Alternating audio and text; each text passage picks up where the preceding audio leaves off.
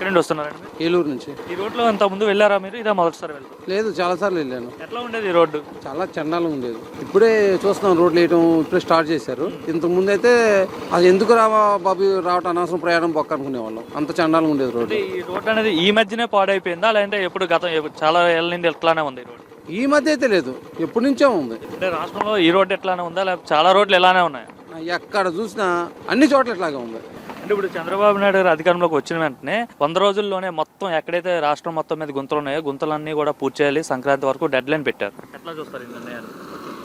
మంచిదే కదా, గుంతలన్నీ పూర్తి చేయాలంటే మంచిదే కదా. ఇప్పుడు ఎగ్జాంపుల్ చెప్పాలంటే ఈ రోడ్డు ఉంది. మా ఫ్రెండ్ నన్ను రిసీవ్ చేసుకోవడానికి వచ్చినప్పుడు ఇంకోసారి నన్ను పిలకు ఈ రోడ్లో రావటాకే అన్నాడు. ఇప్పుడు చూస్తే బాగుంది, ఇప్పుడు వేస్తున్నారు రోడ్లో. రావద్దనేసాడు ఇంకో నన్ను పిలవద్దు అన్నాడు. ఇది కావాలంటే బస్సుకు వచ్చేసి నన్ను మాత్రం పిలవద్దు అన్నాడు. అలాంటిది ఇప్పుడు పర్వాలేదు రోడ్లు వేస్తున్నారు, హ్యాపీయే కదా. కొంచెం అప్పుడప్పుడు యాక్చువల్లీ మా తెనాలి, మేము ఉండేది ఏలూరు, అప్పుడప్పుడు అప్ అండ్ డౌన్ చేస్తుంటాం కాబట్టి ఇప్పుడు రోడ్లు బాగా చేస్తానంటే మాకు మంచిదే కదా, బాగుండేది.